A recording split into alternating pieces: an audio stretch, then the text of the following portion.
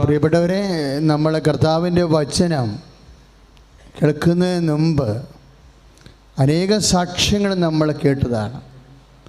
ജീവിതം വളരെ തകർന്ന് തവിട് പൊടിയായിപ്പോയ മനുഷ്യർ, ആ പൊടിയിൽ നിന്ന് കർത്താവ് മനുഷ്യനെ നിശ്വാസങ്ങളിലേക്ക് നാസ്തികളിലേക്ക് നിശ്വസിച്ച് കർത്താവ് മനുഷ്യനെ ജനിപ്പിച്ചതുപോലെയാണ് തകർന്നുപോയ കുടുംബങ്ങളെ കർത്താവ്, ജീവിതങ്ങളെ കർത്താവ് വീണ്ടും ജീവൻ കൊടുത്തു കൊണ്ടുവന്നത്. നമ്മൾ സാക്ഷ്യങ്ങൾ കേട്ടതാണ്. അതാണ് നമ്മുടെ സന്തോഷത്തിൻ്റെ കാരണം. അതുപോലെ ഇവിടെയുള്ള എല്ലാവരെയും, ഒരു കുഞ്ഞിനെ ഒഴികെ എല്ലാവരെയും കർത്താവ്, നിങ്ങളാരും എന്തിരിക്കണേ? ഇരിക്കാൻ നേരത്ത് പറയാം. എഴുന്നേറ്റ്. ആരാധന സമയത്ത് ഇരിക്കരുത്. ആരാധന തുറന്നുകൊണ്ടിരിക്കുകയാണ്. ഇരിക്കുന്ന സമയത്ത് അച്ഛൻ പറയാം. സുഖ ഹല്ലേലൂയ. മക്കളെ, അസ്ഥി രോഗികൾ, ക്യാൻസർ രോഗികൾ, ജയിലിൽ കിടന്നവർ, കിടക്കാൻ പോകുന്നവർ, കോടികൾ കടമുണ്ടാകുന്നവർ, എല്ലാവരെയും കർത്താവ് പരിശുദ്ധ അമ്മയുടെ മധ്യസ്ഥതാൽ എല്ലാവർക്കും പുതിയ ജീവിതം കൊടുത്ത് അതിൻ്റെ സന്തോഷത്തിൽ നമുക്കൊരു പ്രത്യാശയുണ്ട്. എന്താണ്? ബാക്കി നിൽക്കുന്നവരെയും കർത്താവ് സഹായിക്കും. അപ്പോൾ ഈശോ ജീവനോട് എഴുന്നള്ളിയിരിക്കുന്ന സമയം, അമ്മ ജീവനോടെ മധ്യസ്ഥം വഹിക്കുന്ന സമയം, നമ്മൾ ഉടമ്പടി ചെയ്ത വിഷയങ്ങളെല്ലാം, അത് മാത്രമല്ലല്ലോ, ഈ മണ്ണിൽ കാലുകുത്തി പ്രാർത്ഥിച്ചവരുടെ സാക്ഷ്യങ്ങൾ നിങ്ങൾ കേട്ടില്ലേ? ഉടമ്പടി ചെയ്യാൻ സമയം കിട്ടില്ല, ആദ്യമായി വരണവരാണ്.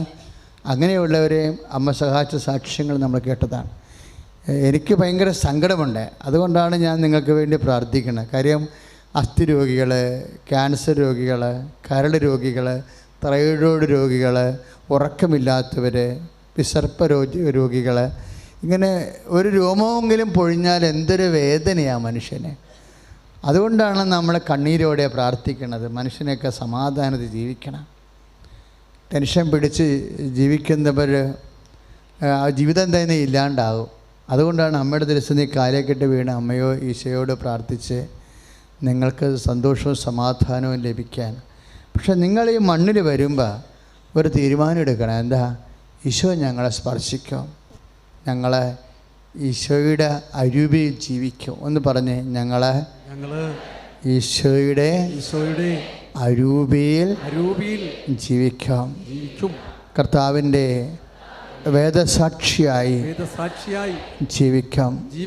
കർത്താവേ, മാരക രോഗികളെ, മനസ്സ് പൊടിഞ്ഞു പോണവരെ, ചികിത്സിക്കാൻ വേണ്ടി പോലും കാൽക്കാശില്ലാത്തവരെ, എന്തിനു ജീവിക്കണമെന്ന് ആകുലപ്പെടുന്നവരെ ഇപ്പോൾ സ്പർശിക്കണമേ. അസ്ഥി രോഗികളെ സ്പർശിക്കണമേ, ത്വക്ക് രോഗികളെ സ്പർശിക്കണമേ, കരൾ രോഗികളെ സ്പർശിക്കണമേ, കിഡ്നി രോഗികളെ സ്പർശിക്കണമേ, ഹൃദയ രോഗികളെ സ്പർശിക്കണമേ, മനോരോഗികളെ സ്പർശിക്കണമേ. യേശുവിന്റെ നാമത്തിൽ, യേശുവിന്റെ നാമത്തിൽ, യേശുവിന്റെ നാമത്തിൽ മാരക രോഗങ്ങൾ, തീരവ്യാധികൾ മാറിപ്പോകട്ടെ. ഈ നിമിഷം മാറിപ്പോകട്ടെ. സന്തോഷത്തോടെ ഇരിക്കുക.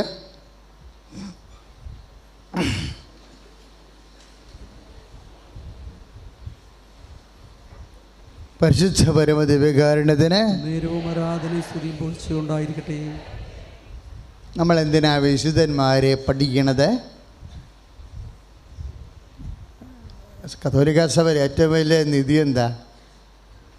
വിശുദ്ധന്മാരുടെ കൂട്ടായ്മയാണ്. മഹാവിശുദ്ധന്മാർ, ലോകം ഇന്നുവരെ കാണാത്ത അതിവിശുദ്ധന്മാരെ പെറ്റ സഭയാണിത്. അപ്പം അതിലൊരാളാണ് ഇന്നലത്തെ വിശുദ്ധൻ. ഇന്നലെ ആരുടെ തിരുനാളാ? Praise the Lord. Saint Stephen Esthappanos. എനിക്ക് ഭയങ്കര ഇഷ്ടമുള്ള ഒരു സെയിൻറ്റാണ് Esthappanos, saint Stephen. Saint Stephen എൻ്റെ പ്രത്യേകത എന്താണെന്ന് വെച്ച് കഴിഞ്ഞാൽ, കുറേ പ്രത്യേകതയുണ്ട്. അത് എന്നെ സ്പർശിച്ചിരിക്കുന്ന ഒരു പ്രത്യേകതയുണ്ട്. അതായത് ഈ മനുഷ്യൻ ആദിമസഭയിലെ വലിയ സുവിശേഷ പ്രവർത്തകനായിരുന്നു. സുവിശേഷ പ്രവർത്തകൻ മാത്രമല്ല, ഇദ്ദേഹത്തിൻ്റെ ശ്വാസങ്ങളിലെല്ലാം സുവിശേഷമാണ്. ശ്വാസങ്ങളിൽ, അതായത് ഒരു ശ്വാസം പുറത്തേക്ക് പോയാൽ യേശുവേ എന്ന് വിളിക്കും. യേശുവിൻ്റെ മനോഭാവം പൗലോസ് അപ്പോസ്തലൻ പറയവേ, യേശുക്രിസ്തുവിൻ്റെ മനോഭാവം നിങ്ങൾക്കുണ്ടാവട്ടെ എന്ന്. ബൈബിളിലെ ഏറ്റവും ശക്തമായ നിർദ്ദേശങ്ങൾ ഒന്നിതാണ്. ഒന്ന് പറഞ്ഞേ, യേശുക്രിസ്തുവിൻ്റെ മനോഭാവം നിങ്ങൾക്കുണ്ടാവട്ടെ. ഇപ്പം നമുക്ക് ഉണ്ടാവേണ്ടത് എന്താണ്? ഫിലിപ്പിയ ലേഖനമാണ് 2:6. ഫിലിപ്പിയ 2:6 പൗലോസ് അപ്പോസ്തലൻ ഇത് വെച്ച് വലിയ ദൈവിക രഹസ്യങ്ങൾ വെളിപ്പെടുത്തിയ ആളാണ്. ഞാൻ പൗലോസിനെ കുറിച്ച് ചിന്തിക്കുമ്പോഴൊക്കെ ആദ്യം ചിന്തിക്കുന്നത് സ്റ്റീഫനെ കുറിച്ചാണ്. കാരണം സ്റ്റീഫനെ കൊന്നത് പൗലോസാണ്. അന്ന് പൗലോസ് അല്ലായിരുന്നു, ആളിൻ്റെ പേരെന്തായിരുന്നു? സാവൂൾ. അപ്പോൾ ബൈബിള് വളരെ ശക്തമായി പറയും, സ്റ്റീഫനെ കൊല്ലുന്നതിന് മുമ്പ് സ്റ്റീഫൻ്റെ വസ്ത്രം അവർ ഉരിഞ്ഞെടുക്കും. എന്നിട്ട് ആരുടെ അടുത്ത് കൊണ്ടുപോയി കൊടുക്കണത്? സാവൂളിൻ്റെ അടുത്ത് കൊണ്ടുപോയി കൊടുക്കും. സാവൂൾ ഈ വധത്തെ ന്യായീകരിച്ചെന്ന്. സുവിശേഷ പ്രവർത്തകരുടെ എന്നെ കൊല്ലണത് ന്യായീകരിച്ച ആളാണ് സാവൂൾ.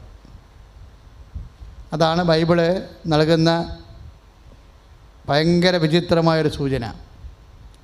സാവൂൾ ഈ വധത്തെ ന്യായീകരിച്ചു എന്ന് പറയുന്നിടത്ത് സ്റ്റീഫൻ്റെ മരണം ബൈബിൾ റിപ്പോർട്ട് ചെയ്യും.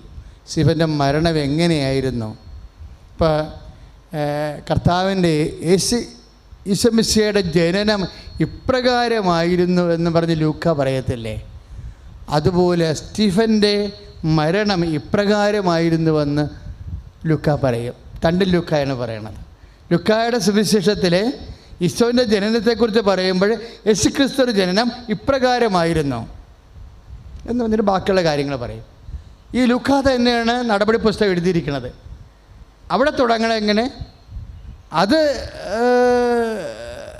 ഒരു സഭയുടെ മുന്നേറ്റം തുടങ്ങണത്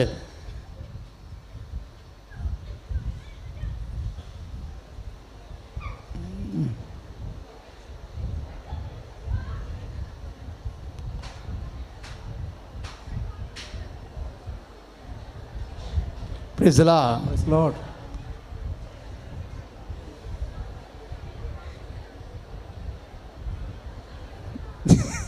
ഇരിക്കും മക്കളെ, സമാധാനത്തിൽ ഇരിക്കുക.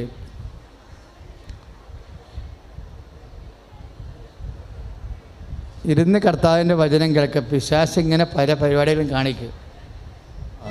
ഹല്ലേലൂയ. അപ്പം സ്റ്റീഫൻ വചനം പ്രഘോഷിക്കുകയും വചനം പ്രചരിപ്പിക്കുകയും രോഗികളെ സുഖമാക്കുകയും ചെയ്തപ്പോൾ കുറേ ആൾക്കാർക്ക് സ്റ്റീഫനോട് വൈരാഗ്യം തോന്നി. ശത്രുക്കൾ അദ്ദേഹത്തിനെ പൊതുനിരത്തിൽ കൊണ്ടുവന്ന് കല്ലെറിഞ്ഞ് കൊല്ലുകയാണ് ചെയ്തത്. പക്ഷെ സ്റ്റീഫൻ്റെ വസ്ത്രം ഊരി എടുത്തിട്ട് സ്റ്റീഫനെ കല്ലെറിയുമ്പോൾ പടപടാന്ന് ഈ കല്ല് വന്ന് സ്റ്റീഫൻ്റെ തലയിൽ വീഴുന്ന തലച്ചോറൊക്കെ പൊട്ടണുള്ള സമയം. അപ്പോൾ സ്റ്റീഫൻ്റെ മനോഭാവം ബൈബിൾ പറയും. എന്താ? സ്റ്റീഫൻ മുകളിലേക്ക് നോക്കിയെന്ന. സൈഡിൽ നിന്നല്ലേ കല്ല് വരണത് അല്ലേ? ഇപ്പം നടപടി പുസ്തകത്തിൽ അതിരസകരമായ ഒരു പ്രതിപാദ്യമാണ്. നടപടി 7:55 എസ്തപ്പാൻ മുകളിലേക്ക് നോക്കി. എപ്പോഴാണ്? താൻ രക്തസാക്ഷിയായിക്കൊണ്ടിരിക്കുകയാണ്. വലിയ കല്ലുകൾ വന്ന് വീണ് തൻ്റെ തല പൊട്ടിച്ച് നെഞ്ച് പൊട്ടിച്ചുകൊണ്ട് ഭയങ്കര കൊടിയ വേദന അനുഭവിക്കുന്ന സമയത്ത് അവൻ മുകളിലേക്ക് നോക്കി. ഇതിലെന്താണ് ഇപ്പോൾ വചനം പറയണത്? അവൻ മുകളിലേക്ക് നോക്കിയപ്പോൾ പിതാവായ ദൈവത്തെ കണ്ടു. അപ്പം നമ്മുടെ ചുറ്റും പ്രശ്നങ്ങൾ കൂടി വരുമ്പോൾ നമ്മൾ എങ്ങോട്ട് നോക്കണമെന്നാണ് ബൈബിൾ പറയണത്? മുകളിലേക്ക് നോക്കണം. ഇപ്പം കടമായാലും ഇപ്പം സാക്ഷ്യം പറഞ്ഞ ആൾക്കാരല്ലേ എങ്ങനെ നോക്കുക? മുകളിലേക്ക് നോക്കിയ ആൾക്കാരാണല്ലേ. അതെപ്പോഴും ശ്രദ്ധിക്കണം. എന്നിട്ട് പ്രാർത്ഥിക്കുന്ന പ്രാർത്ഥനകളുണ്ട്. എന്താ പ്രാർത്ഥന? കർത്താവേ, ഈ അപരാധം അവരുടെ മേൽ ചുമത്തരുതേ. അതാര് പ്രാർത്ഥിച്ചതാ? കുരിശ് കിടന്ന് ഈശോ പ്രാർത്ഥിച്ചതാ അല്ലേ? ക്ലേശങ്ങളുടെ കാലങ്ങളിൽ ക്ഷമയ്ക്ക് വേണ്ടി പ്രാർത്ഥിക്കുക. കർത്താവ് ഈ അപരാധങ്ങൾ, കാര്യം അവർ ചെയ്യുന്നത് എന്താണെന്ന് അവർ അറിയുന്നില്ല, അവരോട് ക്ഷമിക്കണമേ. ക്ലേശകാലങ്ങളിൽ ഒരു വ്യക്തിക്ക് പ്രാർത്ഥിക്കാവുന്ന ഏറ്റവും വലിയ പ്രാർത്ഥന എന്താ? ക്ഷമയുടെ പ്രാർത്ഥനയാണ്.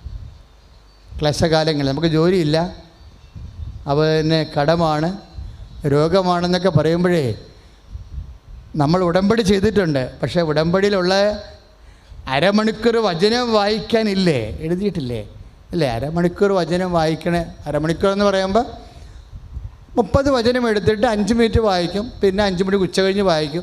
അത് ആ വചനം തന്നെ വൈകുന്നേരം വായിക്കും. അങ്ങനെ ഒരു വചനം തന്നെ വായിക്കേണ്ടത്. അല്ല, നിങ്ങൾ പത്രം പോലെ വായിച്ചു പോകരുത്. ഒരു 30 വചനം എടുക്കുക, എന്നിട്ട് 5 മിനിറ്റ് കൂടുമ്പോൾ സമയം കിട്ടുമ്പോഴൊക്കെ ഒറ്റ സ്ട്രെച്ചിന് നിങ്ങളിപ്പോൾ വായിക്കണമെങ്കിൽ എന്താ പറയുക, ഒറ്റ സ്ട്രെച്ചിന് ഒറ്റയടിക്ക് ഇങ്ങനെ വായിക്കണം. അങ്ങനെ അത് പത്രം വായിക്കണതാണ്, വചനം വായിക്കണമല്ല. വചനം വായിക്കുമ്പോൾ വചനം മാംസമാകാനുള്ള സമയം കൊടുക്കും നമ്മൾ. വചനം എല്ലാം ഇപ്പം അമ്മയെ കണ്ടപ്പോൾ എലിസബത്ത് എന്താ പറയണത്? കർത്താവ് നിന്നോട് അരുളിച്ചെയ്ത കാര്യങ്ങൾ 2:45 നിറവേറുമെന്ന്, യൂക്കായുടെ സുവിശേഷം നിറവേറുമെന്ന് വിശ്വസിച്ച നീ. അപ്പോൾ വചനമെല്ലാം എന്തിനുള്ളതാണ്? നിറവേറാനുള്ളതാണ്.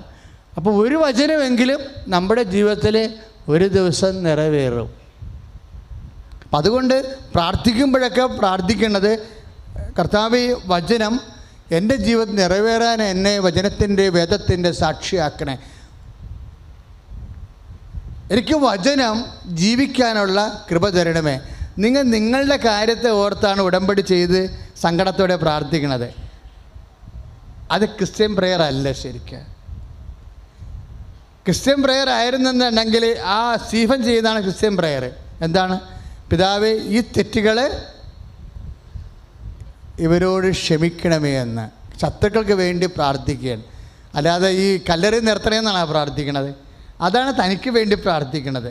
കർത്താവ്, ഞാൻ വചനമാണല്ലോ പ്രഘോഷിച്ചത്, നിനക്ക് വേണ്ടിയല്ലേ ജീവിച്ചത്, എന്നിട്ടും നാട്ടുകാരെന്നെ കല്ലെറിയണമല്ല, അവിടെ കല്ലെറി ഒന്ന് കുറക്കണേ എന്നാണ് പ്രാർത്ഥിക്കണത്. അല്ല, മറിച്ച് ക്രിസ്ത്യൻ പ്രെയർ എന്ന് പറയണത് മറ്റു വ്യക്തികളെ ആണ് ടാർഗറ്റ് ചെയ്യണത്. എന്താണ്? കർത്താവേ, അവരോട് ക്ഷമിക്കണമേ. ക്ഷമയെന്ന് പറയുമ്പോൾ അവർക്ക് അതിനകത്ത് സ്നേഹമുണ്ട്, സഹനമുണ്ട്. സഹിക്കുന്ന സ്നേഹത്തിനാണ് ക്ഷമ എന്ന് പറയണത്, ഇല്ലേ? ഇത് നമ്മൾ ഫിലിപ്പിയർ ഇപ്പോൾ ഈ നടപടി 7:55 ഫിലിപ്പിയർ 2:6 ബന്ധമുണ്ട്. എന്താണ്? യേശുക്രിസ്തുവിൻ്റെ മനോഭാവം നിങ്ങൾക്കുണ്ടാവട്ടെ. ഈ സ്വർഗം തുറപ്പിക്കണേനൊക്കെ ഉള്ള പ്രാർത്ഥനയാണ്. പ്രാർത്ഥന എന്തിനുള്ളതാണ്? സ്വർഗം തുറപ്പിക്കാനുള്ളതാണ്. സ്വർഗം നമ്മളെന്തിനാണ് ഉടമ്പടി ചെയ്യണം? സ്വർഗം തുറപ്പിക്കാനല്ലേ? അല്ലേ? സ്വർഗം തുറപ്പിക്കണമെങ്കിൽ സ്വർഗം ടെക്നിക്കുണ്ട്, വചന വെളിപ്പെടുത്തുന്ന രീതികളുണ്ട്. സ്റ്റീഫൻ സ്വർഗം തുറപ്പിച്ച ആളാണ്, പ്രാർത്ഥിച്ച് സ്വർഗം തുറപ്പിച്ചതാ. എങ്ങനെ തുറപ്പിച്ചത്? ക്ഷമ കൊടുത്താണ് തുറപ്പിച്ചത്. കർത്താവെ, അവരോട് ക്ഷമിക്കണമേ. അതിൻ്റെ അർത്ഥം എന്താണ്? ക്ഷമയിൽ എന്തെല്ലാം ഉണ്ട്? സഹനമുണ്ട്, സ്നേഹവും. സഹിക്കുന്ന സ്നേഹത്തിനാണ് ക്ഷമ എന്ന് പറയണത്. സഹിക്കുന്ന സ്നേഹം. ഈ സഹിക്കുന്ന സ്നേഹം തന്നെയായിരുന്നു യേശുക്രിസ്തുവിൻ്റെ മനോഭാവം. സഹിക്കുന്ന സ്നേഹം തന്നെ. അതായത് നിങ്ങൾക്ക് സഹനം കൂടി വരുമ്പോൾ ആ സഹനത്തെക്കാളുപരി സ്നേഹം വർദ്ധിപ്പിക്കണം.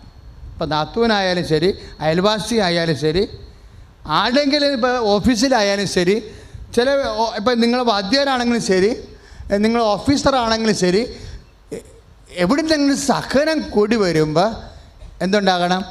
ഇപ്പോൾ 2:6 വർക്കൗട്ട് ചെയ്യണം. എന്താണ്? യേശുക്രിസ്തുവിൻ്റെ മനോഭാവം ഉണ്ടാവണം. യേശുക്രിസ്തുവിൻ്റെ മനോഭാവം എന്താണ്? സഹനത്തെ സ്നേഹം കൊണ്ട് ജയിക്കും. Price the Lord.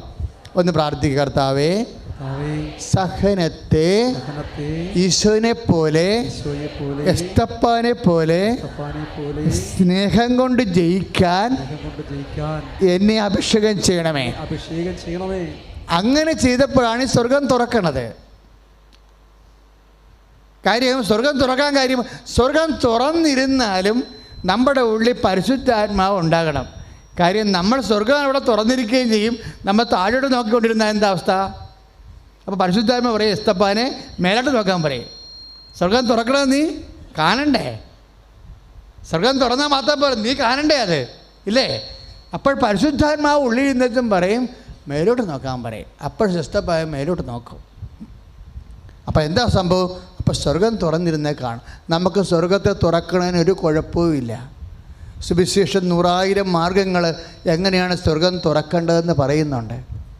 സ്വർഗം തുറപ്പിക്കാൻ തന്നെയാണ് നമ്മൾ വന്നിരിക്കുന്നത്. പക്ഷേ അതിൻ്റെ രീതികളാണ് അച്ഛനിലൂടെ ഈശോ പറഞ്ഞുകൊണ്ടിരിക്കുന്നത്, അല്ലേ? എന്താ പറയണത്? സഹനം കൂടുമ്പോൾ സഹനത്തെ അതിജീവിച്ചുകൊണ്ട് സ്നേഹം കൂടണം. അപ്പോഴെന്തുണ്ടാകും? ക്ഷമയുണ്ടാകും. ക്ഷമയുണ്ടാകും. ഇത് ക്ഷമ എന്നൊക്കെ പറയുമ്പോൾ എന്താ പ്രശ്നം? ഇതെല്ലാം മാനസാന്തരത്തിന് യോജിച്ച ഫലങ്ങളാണ്. ഇപ്പം നമ്മുടെ 3:11 ലൂക്കായുടെ സുവിശേഷം, യോഹന്നാൻ മാന്താൻ എന്താ പറയണത്? മാനസാന്തരത്തിന് യോജിച്ച ഫലങ്ങൾ പുറപ്പെടുവിക്കുവിൻ. ഞങ്ങൾക്ക് പിതാവായി എബ്രാഹാം ഉണ്ടെന്ന് ആരും കരുതണ്ട. എന്തെല്ലാം വിശ്വാസ പാരമ്പര്യങ്ങളുണ്ടായാലും ദൈവം ആഗ്രഹിക്കണത് എന്താണ്? നിൻ്റെ വിശ്വാസ പാരമ്പര്യങ്ങളൊന്നും നിന്നെ രക്ഷിക്കത്തില്ല. പിന്നെ എന്തു ചെയ്യാണ്? മാനസാന്തരത്തിന് യോജിച്ച ഫലങ്ങൾ പുറപ്പെടുവിക്കും. Praise the Lord, hallelujah. മാനസാന്തരത്തിൻ്റെ ഫലങ്ങളിൽ ഒന്നാണ് ക്ഷമ, ഇല്ലേ? ഗലാത്യരെ നമ്മൾ വായിക്കത്തില്ലേ? ഗലാത്യ ലേഖനത്തിൽ 5-ാം അധ്യായം 22-ാമത്തെ വാക്യത്തിൽ മാനസാന്തരത്തിൻ്റെ ഫലങ്ങളുണ്ടാകും. എന്താ ഇപ്പോൾ ഈശോ സംസാരിച്ചുകൊണ്ടിരിക്കുന്നത്? സ്വർഗം എങ്ങനെ തുറക്കാം, അതാണ് നമ്മുടെ വിഷയം, അല്ലേ? ശിവൻ എങ്ങനെയാണ് സ്വർഗം തുറന്നത്, അല്ലേ? സ്വർഗം തുറന്നത് എങ്ങനെയാണ്? ശത്രുക്കൾക്ക് ക്ഷമ കൊടുത്തുകൊണ്ട് അവർക്ക് വേണ്ടി അവരെ ആശീർവദിച്ച് പ്രാർത്ഥിച്ചുകൊണ്ടാണ് സ്റ്റീഫൻ സ്വർഗം തുറന്നത്. ഇത് ദൈവിക കാര്യങ്ങളാണ്. ഈശോ വന്നപ്പോഴും കാര്യങ്ങളെ രണ്ടായിട്ട് തിരിച്ചിട്ടുണ്ട്, അല്ലേ? ദൈവിക കാര്യങ്ങളെന്നും മാനുഷിക കാര്യങ്ങളെന്നും. ഇപ്പം പൗലോസ് അപ്പോസ്തലൻ തന്നെ എന്താ പറയണത്? ഈ സാവൂളിൻ അവിടെ അടുത്ത ദമാസ്കസിലേക്ക് പോകാൻ വേണ്ടി മറ്റ് സ്റ്റീഫനെ പോലുള്ളവരെയും വിശ്വാസികളെയും ഡിക്കന്മാരെയും കൊല്ലാൻ വേണ്ടി അധികാരികളിൽ പത്രം വാങ്ങിച്ചുകൊണ്ടിരിക്കുന്നതാണ് സാവൂള്. പക്ഷേ സാവൂളിങ്ങ് ഡമാസ്ക് സ്റ്റീഫനെ കൊന്നതിന് ശേഷം ഡമാസ്കിലേക്ക് പോകുന്ന സമയത്ത് സ്റ്റീഫനെക്കുറിച്ച് ദാവീദ് ഇങ്ങനെ സാവൂൾ ചിന്തിക്കും. എന്താ ഇങ്ങനെ ഒരാളെ, സാവൂളിന് വചനമറിയാം,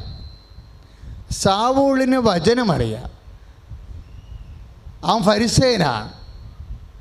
പക്ഷേ എന്താ പ്രയോജനം? വചനം അറിയാമെങ്കിലും വചനം പ്രയോഗത്തിൽ വരുത്താൻ അറിയത്തില്ല. അതാണ് സാവൂൾ. വചനം അറിയാം. ഇപ്പം സാവൂളിനെ സംബന്ധിച്ചത് എന്താണ്? വചനം അറിയാം, പക്ഷേ വചനം പ്രയോഗത്തിൽ വരുത്താൻ അറിയത്തില്ല. ഇപ്പം സാവൂളെന്ന് പറയുന്നത്, നിങ്ങൾ റോമാ പൗരനാണെങ്കിൽ ഞാൻ റോമാ പൗരനാണ്, നിങ്ങൾ ഫരിസേയനെങ്കിൽ ഞാൻ ഫരിസേയനാണെന്ന് പറഞ്ഞാണ് സാവൂള്. സാവൂളിനെ വചനം അറിയാം, പക്ഷേ വചനം പ്രയോഗത്തിൽ വരുത്താൻ അറിയത്തില്ല. അപ്പം അതുകൊണ്ട് സാവൂള് എസ്തപ്പാനെ കൊന്നിട്ട് മറ്റുള്ളവരെ കൊല്ലാൻ വേണ്ടി അവൻ പാഞ്ഞു പോകുന്ന സമയത്ത് സാവൂൾ മനസ്സിലോർത്ത്, എന്താ ഓർത്തത്? ഈ ആൾക്കാരെ കല്ലെറിഞ്ഞ് കൊല്ലുമ്പോഴും എങ്ങനെയാണ് സ്റ്റീഫൻ മേലോട്ട് നോക്കിയിട്ട് ശത്രുക്കൾക്ക് വേണ്ടി പ്രാർത്ഥിച്ചതെന്ന് സാവൂളിന് പിടികിട്ടണില്ല. അങ്ങനെ കണ്ടിട്ടില്ല സാവൂൾ. അങ്ങനെ ചിന്തിച്ച് പോയപ്പോൾ പെട്ടെന്നൊരു ഫ്ലാഷ് അടിച്ചിട്ട് ഇവൻ കണ്ണ് മിന്നി വീണ്, ഇപ്പം കർത്താവ്, ലോ ഹൂ ആർ യു, കർത്താവെ ആരാണെന്ന് ചോദിച്ചാൽ പറഞ്ഞു, നീ പീഡിപ്പിക്കുന്ന ഈശോയാണ്. പിന്നീട് നമുക്ക് കഥ അറിയാം, സാവൂൾ എങ്ങനെ വിശുദ്ധ പൗലോസായെന്നറിയാം. വിശുദ്ധ പൗലോസ് സഭകൾ സ്ഥാപിച്ചിട്ട് ആ സഭയ്ക്ക് വേണ്ടി ലേഖനങ്ങൾ എഴുതുമ്പോൾ സാവൂളിനെക്കുറിച്ച് അന്ന് എസ്തപ്പാനോസ് തന്നെ കൊല്ലണ സമയത്ത് ദൈവത്തെ നോക്കി ശത്രുക്കൾക്ക് വേണ്ടി പ്രാർത്ഥിച്ചത് സാവൂൾ ഓർക്കും. വിശുദ്ധ പൗലോസ് ഓർത്തിട്ട് പൗലോസ് കൊളോസ്യ ലേഖനത്തിൽ എഴുതും, നിങ്ങൾ യേശുക്രിസ്തുവിനോട് ഉയർപ്പിക്കപ്പെട്ട ഒരു മനുഷ്യനെ ഞാൻ പണ്ട് കണ്ടിട്ടുണ്ട്. ഞാൻ പണ്ട് സാവൂളായിരുന്നു, വിശ്വാസികളുടെ ആരാച്ചാരായിരുന്നു. പക്ഷേ യേശുക്രിസ്തുവിൽ ഉയർപ്പിക്കപ്പെട്ട ഒരു മനുഷ്യനെ ഞാൻ പണ്ട് കണ്ട്. അവനെ കല്ലെറിഞ്ഞ് കൊല്ലുമ്പോൾ അവൻ മേലോട്ട് നോക്കിയത് ഞാൻ കണ്ടതാണ്.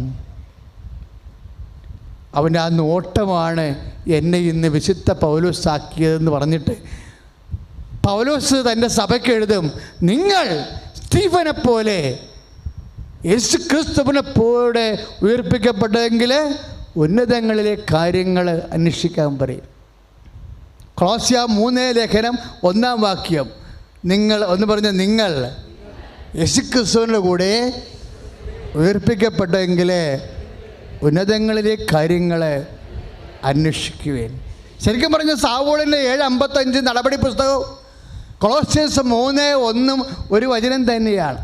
ക്ലേശങ്ങളുടെ കാലങ്ങളിൽ ഉയർപ്പിക്കപ്പെട്ട കർത്താവിൻ്റെ മേൽ വിശ്വാസി കണ്ണുകൾ ഉയർത്തും. എന്തിനാണ്? ഉന്നതങ്ങളിലെ കാര്യങ്ങളെന്നാണ് പറയണത്. കർത്താവാണത് തിരിച്ചത്, കാര്യങ്ങളെ 2ആയി തിരിച്ചത്. ഈ ഭൂമിയിൽ ഈശോ വന്നപ്പോൾ കാര്യങ്ങളെ 2ആയി തിരിച്ച്. മർക്കോസിൻ്റെ സുവിശേഷം വായിക്കുമ്പോൾ നമ്മൾ വായിക്കും 8:33 കർത്താവ് നിനക്ക് കുരിശുമരണം സംഭവിക്കാതിരിക്കട്ടെ എന്ന് പത്രോസ് പറയുമ്പോൾ പത്രോസിനോട് കർത്താവ് എന്ത് പറയും? ശമയോൻ, നീ മാനുഷിക കാര്യമാണ് അന്വേഷിക്കുന്നത്, ദൈവിക കാര്യമല്ല. Price the Lord. കർത്താവിൽ നിന്നാണ് നമുക്ക് മനസ്സിലായത് കുരിശ്, സഹനത്തിൻ്റെ സാഹചര്യങ്ങളെല്ലാം ദൈവിക കാര്യങ്ങളാണെന്ന്. ഈ ദൈവിക കാര്യങ്ങൾ, സകലത്തിൻ്റെ കാലങ്ങൾ, ദൈവിക കാര്യങ്ങൾ നമ്മുടെ ജീവിതത്തിൽ സംഭവിക്കുന്ന കാലങ്ങളാണ്. ആ ദൈവിക കാര്യങ്ങൾ സംഭവിക്കുമ്പോൾ നമ്മളിൽ നിന്ന് ദൈവിക ഫലങ്ങളാണ് ദൈവം ഉദ്ദേശിക്കുന്നത്, ലോകഫലങ്ങളല്ല. അതുകൊണ്ടാണ് ലൂക്കാ 3:13 മാനസാന്തരത്തിന് യോജിച്ച ഫലങ്ങളെന്ന് പറയുന്നത്. അതുകൊണ്ടാണ് ഗലാത്യർ 5:6-22 ആത്മാവിൻ്റെ ഫലങ്ങൾ എല്ലാവർക്കും അറിയാമെന്ന് പറഞ്ഞിട്ട് പൗലോസ് പറയും, സ്നേഹം, ക്ഷമ, ആത്മസംയമനം എന്ന് പറയും. എല്ലാം പ്രിയപ്പെട്ടവരെ, ക്ലേശത്തിൻ്റെ സമയത്ത്, കുരിശിൻ്റെ സമയത്ത് നമ്മുടെ ഉള്ളിലെല്ലാം ഉണ്ടാകുന്നത് എന്താണ്? ഈ ആത്മാവിൻ്റെ ഫലങ്ങളാണ്. അതാണ് സ്റ്റീഫന് ഉണ്ടായത്, അതാണ് യേശുവിനുണ്ടായത്, അതാണ് പൗലോസ് നമ്മളെ പഠിപ്പിച്ചത്. അതാണ് സ്വർഗം തുറക്കണ പ്രാർത്ഥന. കൈ അടിച്ച് കർത്താവ് യേശു സ്തോത്രം. ശുദ്ധപരമകാരണത്തിന് അപ്പോൾ സഹനകാലങ്ങളിലെ സ്നേഹവായ്പ വർദ്ധിപ്പിക്കുക എന്നുള്ള തീരുമാനമാക്കി മാറ്റണം. അതെന്താണ്? അത് ദൈവിക കാര്യങ്ങളാണ്, ആത്മാവിൻ്റെ ഫലങ്ങളാണെന്നാണ് പറയണത്, അല്ലേ? ഇതാണ് സ്വർഗം തുറക്കണത്. നമ്മൾ വചനങ്ങളെല്ലാം പഠിക്കുമ്പോൾ ഗലാത്യർ 5:22, കൊളോസ്യ 3:1, അതുപോലെ തന്നെ ലൂക്കാ 3:8 മനസാന്തരത്തിൻ്റെ ഫലങ്ങൾ എല്ലാം ഒരുമിച്ച് വെച്ച് വചനം പഠിക്കുമ്പോൾ നമുക്ക് മനസ്സിലാവുന്ന വിഷയം എന്താണ്? ഇതെല്ലാം ദൈവിക കാര്യങ്ങളാണ്. നമ്മൾ ദൈവിക കാര്യങ്ങൾ ചെയ്യാൻ തുടങ്ങിയാൽ നമ്മൾ ആരായി മാറും? ദൈവ പൈതലായി മാറും. ദൈവ പൈതൽ പ്രാർത്ഥിക്കുമ്പോഴല്ല സ്വർഗം തുറക്കണത്, ഇല്ലേ? ഇപ്പം നമ്മൾ ഇപ്പം നമുക്ക് രോഗമുണ്ട്, കടമുണ്ട്, നമ്മൾ വഞ്ചിച്ചു, പറ്റിച്ചു. അതുകൊണ്ട് നമുക്ക് സാധാരണഗതി വഞ്ചനയും പറ്റിക്കലൊക്കെ വരുമ്പോൾ വെറുപ്പും വൈരാഗ്യവും വരും. ഒന്നുമില്ല, നമ്മളെക്കൊണ്ട് പറ്റത്തില്ലെന്ന് നമ്മൾ വിചാരിക്കും. ആരെങ്കിലുമായിട്ട് അവനിട്ടൊരു പണി കൊടുക്കണമെന്ന് വിചാരിക്കും, ഇല്ലേ? അങ്ങനെ പഴയ ജഡിക മനുഷ്യനാണ്. അതായത് ക്രിസ്ത്യാനിറ്റി മൊത്തം ലോകത്തെ ചേഞ്ച് ചെയ്ത് കളയും. നമ്മൾ വിചാരിക്കുന്ന വിഷയങ്ങളേ അല്ല, നേരെ ഓപ്പോസിറ്റാണ്. നമുക്ക് അതായത് ഒരു ദൈവ പൈതൽ എങ്ങനെയാണ് ദൈവിക വിഷയങ്ങളോട്, സാധാരണ ജീവിത പ്രയാസങ്ങളോട് സമീപിക്കേണ്ടതെന്ന് കർത്താവിൻ്റെ വചനം കർക്കശമായി പറയും. അതെല്ലാം നമുക്ക് നഷ്ടത്തിൻ്റെ പുറത്ത് നഷ്ടമായിരിക്കാം. ഇപ്പം നമുക്കിപ്പോൾ സമയത്ത് സാമ്പത്തികമായ നഷ്ടം വന്നിരിക്കുന്നു, അല്ലെങ്കിൽ ശാരീരികമായ ക്ലേശം വന്നിരിക്കുന്നു. പിന്നെ നമ്മൾ വചനം വായിക്കുമ്പോൾ പറയും, ഈ സമയത്ത് മുന്തിയ നിലവാരമുള്ള സ്നേഹവായ്പ കാണിക്കണം, ക്ഷമ കാണിക്കണം, സംയമനം കാണിക്കണം എന്നൊക്കെ പറയുമ്പോൾ ഒരുമാതിരിപ്പെട്ട മനുഷ്യർ പിരിഞ്ഞു പോകും. എന്താ കാര്യം? ലോകത്താന്മാർക്ക് മനുഷ്യൻ്റെ സ്വഭാവമുള്ള മനുഷ്യ സ്വഭാവത്തിൽ പെരുമാറി കഴിയുമ്പോൾ സ്വാഭാവികമായിട്ട് നമ്മളോട് ഉപദ്രവം ചെയ്തവരോട് നമുക്ക് പ്രതികാരം ചെയ്യണമെന്നുള്ള സ്വാഭാവികമായ ജഡിക അഭിവാഞ്ചിയായിരിക്കും മനുഷ്യന് ഉണ്ടാവുന്നത്. അതുകൊണ്ടാണ് പൗലോസ് പറയുന്നത് പരിച്ഛേദിതനോ അപരിച്ഛേദിനോ ഒന്നും അല്ല, പുതിയ സൃഷ്ടിയായിരിക്കുകയാണ് ദൈവതിരുസന്നിധി കരുണീയമായിട്ടുള്ളതെന്ന്. നിങ്ങളത് പ്രാർത്ഥിക്കണം. ഉടമ്പടിക്കാലത്ത് പുതിയ സൃഷ്ടിയാകാം, പഴയത് മാറിയിട്ട്. ദ്രോഹിക്കുന്നവരെ ആശീർവദിക്കുവാൻ പൗലോസ് പറയും, ആശീർവദിക്കുക മാത്രമേ ചെയ്യാവൂ, ഉള്ളിൽ പോലും ഒന്നും വിചാരിക്കരുതെന്ന്. എന്തിനാണെന്നറിയാവോ? അങ്ങനെ വരുമ്പോൾ ദൈവസ്നേഹം വർദ്ധിച്ച് ആത്മാവിൻ്റെ ഫലങ്ങൾ പെരുകി ദൈവത്തിന് പെട്ടെന്ന് നമ്മുടെ ജീവിതത്തിൽ ഇടപെടാനുള്ള ഒരു സാഹചര്യം ഒരുങ്ങും. പ്രാർത്ഥിച്ച്, കർത്താവായ ദൈവമേ, ദൈവത്തിന് പെട്ടെന്ന് എൻ്റെ ജീവിതത്തിൽ ഇടപെടാനുള്ള ഒരു മാനസിക അവസ്ഥ മാനസാന്തരമായി എന്നിൽ ജനിപ്പിക്കണമേ കർത്താവേ. സുവിശേഷത്തിൻ്റെ അരൂപി സ്വീകരിക്കുവാൻ എന്നെ അഭിഷേകം ചെയ്യണമേ. ഇത് നിങ്ങൾ സീരിയസ് ആയിട്ട് എടുക്കണേ. ഉടമ്പടി ധ്യാന കേന്ദ്രമാകുമ്പോൾ ആ ഉടമ്പടി ഫോർമാലിറ്റി ഈശോ നമ്മോട് സംസാരിക്കത്തുള്ളൂ. അവൻ പറഞ്ഞതുപോലെ നമ്മൾ ചെയ്യണം. അവൻ പറഞ്ഞതാണ് നമ്മൾ ഓരോ വചനങ്ങളുടെ അച്ഛനിങ്ങനെ പറഞ്ഞുകൊണ്ടിരിക്കുന്നത്. നിങ്ങൾക്കറിയാമല്ലോ, 6 കൽഭരണികളല്ലേ മാതാവിൻ്റെ മധ്യസ്ഥത്തിൽ വെച്ചിരിക്കണത് കനായിലെ കല്യാണത്തിൽ ഈശോൻ്റെ മുമ്പിൽ അല്ലേ? അതുപോലെ 6 ആവശ്യം നമ്മളെ വെച്ചിട്ടുണ്ട്. ഇന്നത്തെ സാക്ഷ്യം കേട്ടില്ലേ? 6-ന് 7 നടന്ന സാക്ഷ്യങ്ങളാണ് നിങ്ങൾ കേട്ടത്. പല സാക്ഷ്യങ്ങളും കാണുമ്പോൾ നമുക്കറിയാം അത് മിറക്കിളാണെന്ന് അല്ലേ? 3rd ക്യാമറ വെച്ച് ഷൂട്ട് ചെയ്തത് എന്താ? ഷാലോൺ ടിവിക്ക് വേണ്ടിയുള്ളതാണ്. അത് മിറക്കിളാണ്, പ്യൂർ മിറക്കിളാണെന്ന് അച്ഛന് തോന്നിയാൽ അച്ഛനത് സെലക്ട് ചെയ്ത് വെക്കും. ബ്ലെസ്സിങ്സും അതുപോലെ തന്നെ മിറക്കിൾസും രണ്ടും രണ്ടാണ്.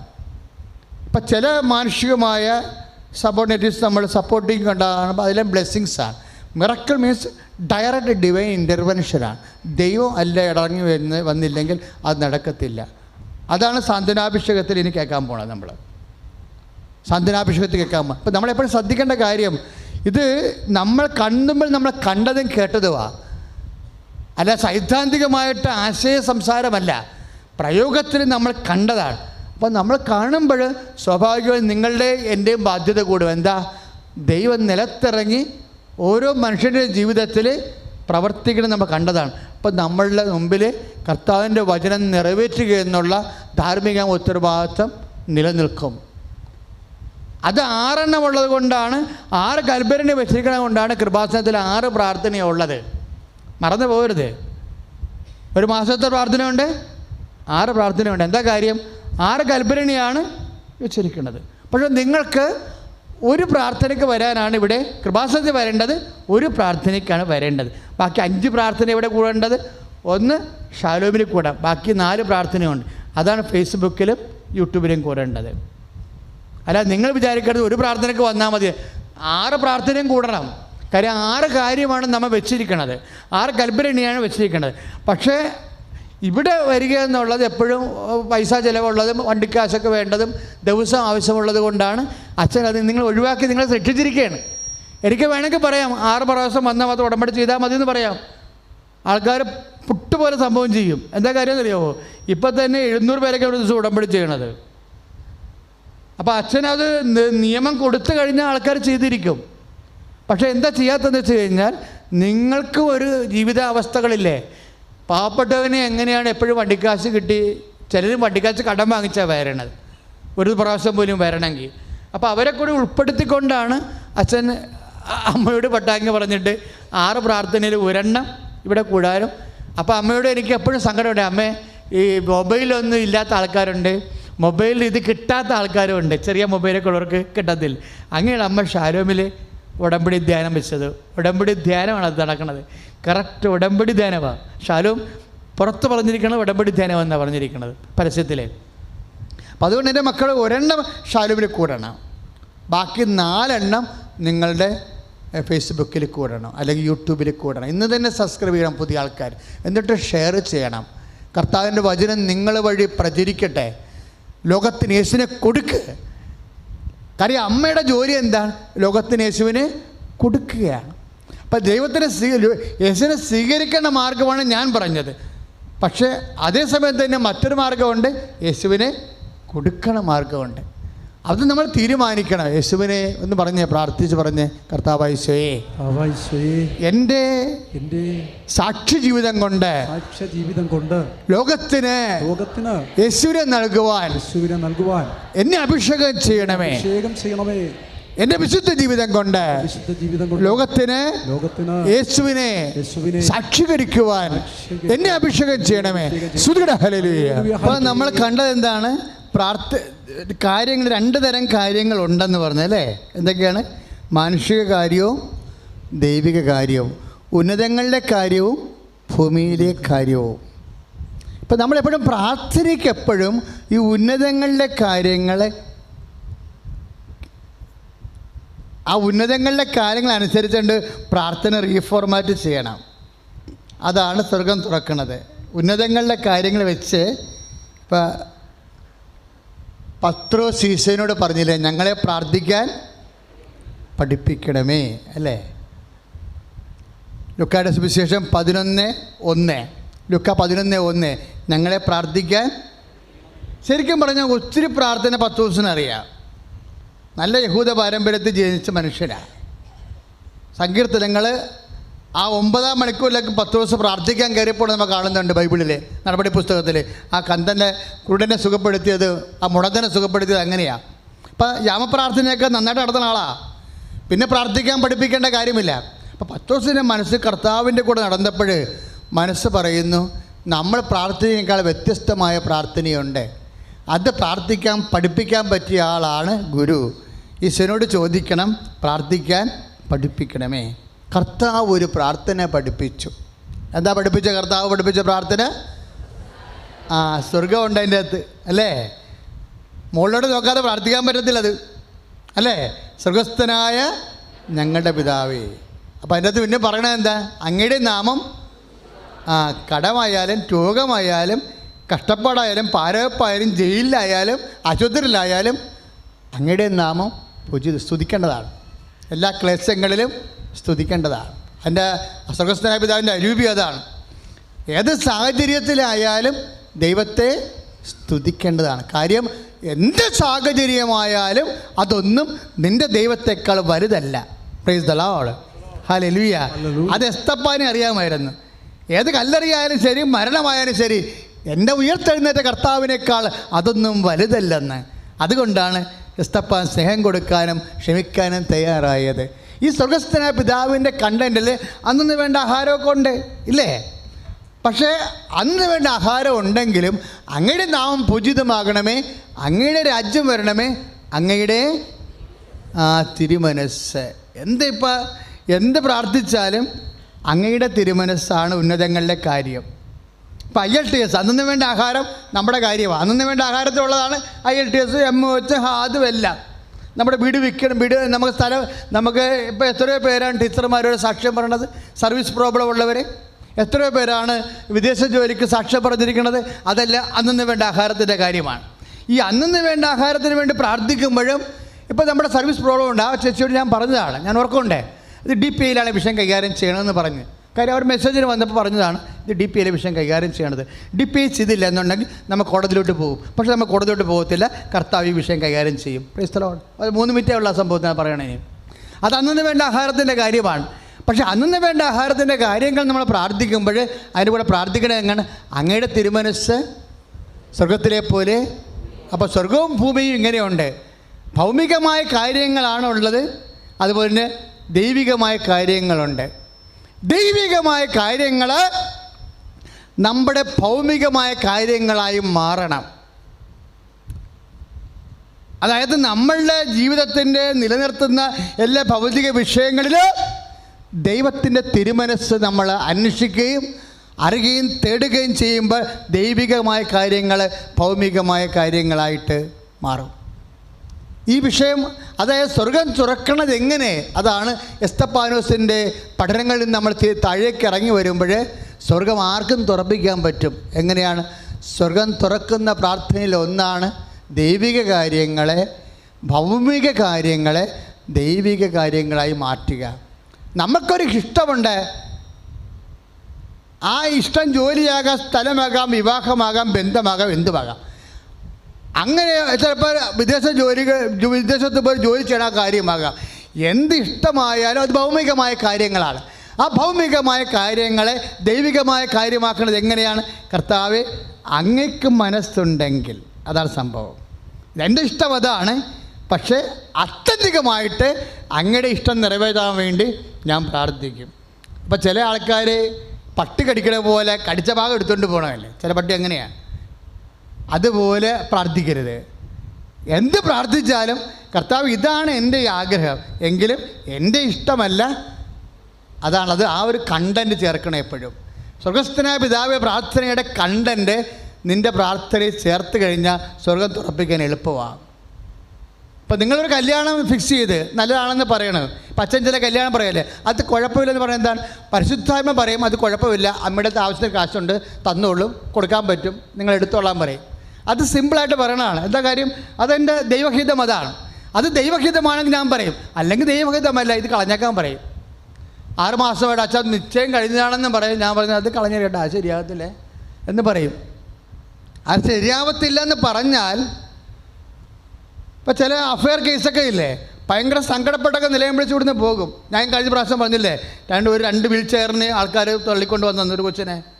പണ്ട് പറഞ്ഞതാണ് അവരോട്, ഇത് അഫെയർ ശരിയല്ല, ഈ കല്യാണത്തിൽ ഉണ്ടാകുന്ന കുഞ്ഞുങ്ങൾക്ക് ബുദ്ധിമുട്ടുണ്ടാകുമെന്ന് പറയും. അവർ എൻ്റെ അടുക്ക സ്തുതിയൊക്കെ പറഞ്ഞ് പോയെങ്കിലും അവരത് തന്നെ ചെയ്ത്. ജനിച്ച 2 കുഞ്ഞുങ്ങൾക്കും അനങ്ങാൻ പാടില്ല, നടക്കാൻ പാടില്ല, ഇറച്ചി മാത്രമേ ഉള്ളൂ, കിടന്ന് വളരുക. അപ്പോൾ ദൈവഹിതം അറിഞ്ഞിട്ട് പിന്നെ അത് ചെയ്യാതെ വരുമ്പോൾ അതാണ് പ്രശ്നം വരുന്നത്. അത് നമ്മൾ ശ്രദ്ധിക്കണ വിഷയങ്ങൾ.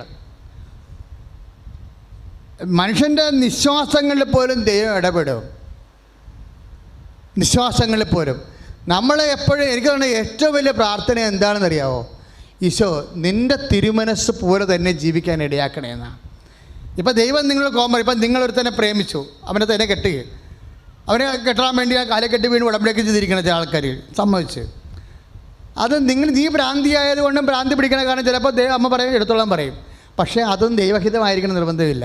ദൈവത്തിനെ കുത്തിന് പിടിച്ച് നിർത്തി കാര്യം സാധിക്കരുത്, അത് പണി കിട്ടാനുള്ള സാധ്യതയുണ്ട്. ഇത് ഈ മാനുഷികമായ കാര്യങ്ങൾ ഉണ്ടാകുന്ന കാര്യങ്ങളാണ്.